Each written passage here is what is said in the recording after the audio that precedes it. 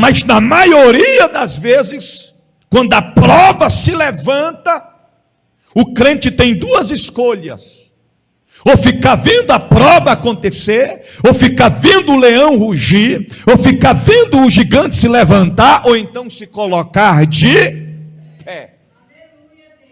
Existe uma reflexão que diz que situações fáceis geram homens fracos e fragilizados. Situações difíceis geram homens fortes e capazes de enfrentar e vencer qualquer tipo de desafio. Então tem coisas que vai surgir, escute isso aqui, que não vai ser o inimigo de nossas almas nos afligindo, nos perseguindo, nos afrontando, se levantando contra nós. Tem coisas que Deus vai permitir acontecer para nos tirar do lugar de conforto, para nos conduzir em sentido ao cumprimento da promessa. Estavam todos cheios do Espírito Santo em Jerusalém, estava bom demais, a presença de Deus estava sobre eles. Mas quando a perseguição começa, aí já citam-se as ordens para os demais. Exemplo: Adriano, você vai ter que descer para Samaria.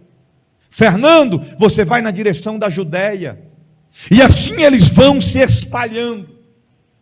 Aquilo que era para ser o fim de uma história, torna-se o começo do cumprimento de uma grande promessa. Filipe desce para Samaria. E o que Filipe vai fazer em Samaria? Pregar a palavra. Agora Filipe vai pregar a palavra para um povo que nunca anteriormente havia escutado acerca da palavra. Filipe estava indo agora pregar para um povo que estava acostumado com mágica, não estava acostumado em ver milagres acontecer. Porque mágica é uma coisa, milagre é outra coisa. Mágica são táticas que são criadas. Para fazer mágica tem que ter treinamento. Podemos destacar mágica também como aqueles como é que aqueles camaradas que ficam no semáforo, como é que se chama aquilo ali? Malabarista, é isso? Malabarismo.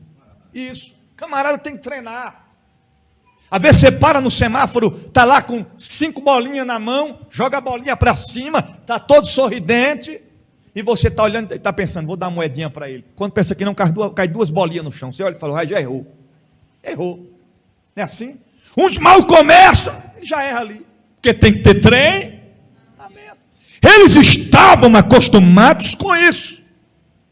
Eles ainda não tinham presenciado o que estava prestes a acontecer.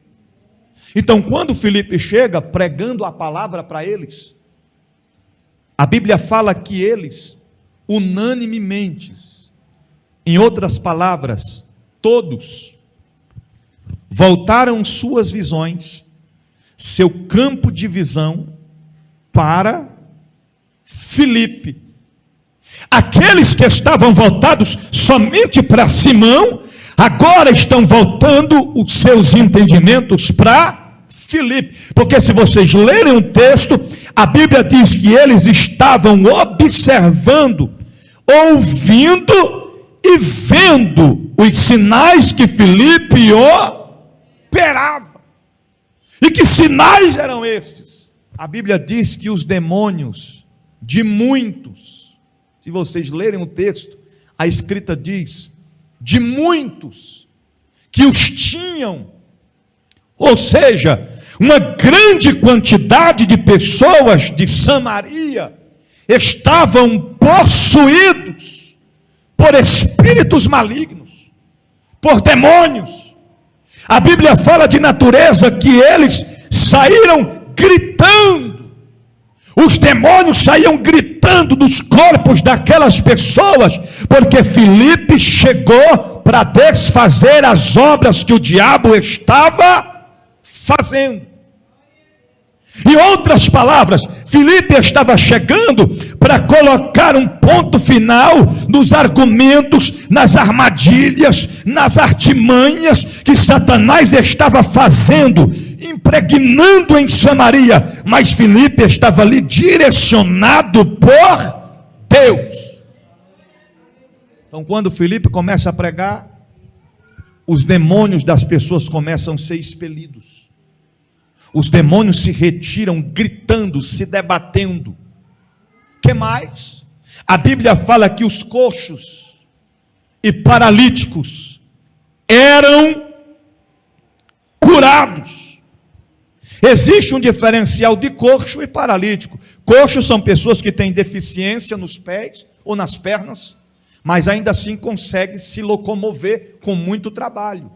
Paralítico é outra coisa, não anda de forma alguma.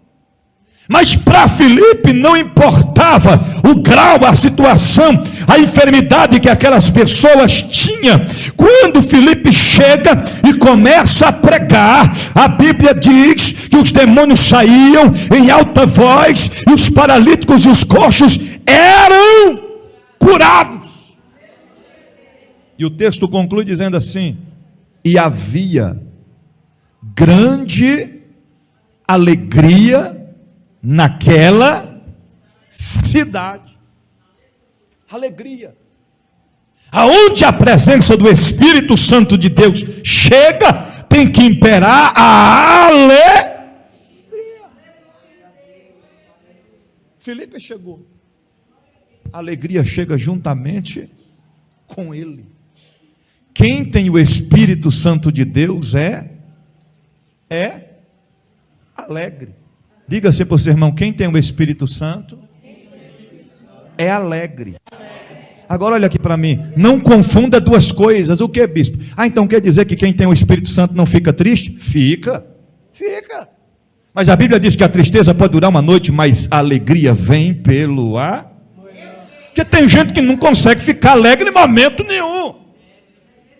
Se você ficar perto dele, perto dela por 2 minutos, o teu desânimo multiplica-se. Só de olhar para ele, para ela, você já fica triste. Você sabia que a gente tem que ter muito cuidado com isso?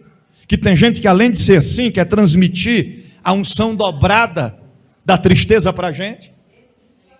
Uma vez a pessoa chegou para mim e falou assim: você está triste? Eu falei: tô não, rapaz, só estou cansado. Não, você está triste. Eu falei: não estou, rapaz. Tu está triste sim, só estou cansado. Não, você está triste. Só faltou dizer assim, te diz eu, tu está triste. Você está entendendo que às vezes a gente está cansado. Mas quando Filipe chegou, a Bíblia diz que houve grande alegria naquela cidade. Aí o grupo de pessoas que estavam dando credibilidade a Simão começam a se converter, a entregar a sua vida a Jesus. Homens, mulheres começaram a entregar a sua vida a Cristo. E a Bíblia diz de natureza que todos eles foram batizados. Aí a notícia chega lá em Jerusalém. Que notícia chegou em Jerusalém? Está acontecendo milagre em Samaria. Que milagres estão acontecendo em Samaria? Demônios estão sendo expelidos, coxos estão sendo curados, paralíticos estão levantando, estão orando, pessoas estão entregando as suas vidas a Cristo. Aí uma notícia chega lá em Jerusalém. Que notícia foi essa? O próprio Simão, que anteriormente fazia mágica, se apresentou a Filipe e disse: Filipe, eu também quero aceitar a este Jesus como único e suficiente Salvador da minha vida.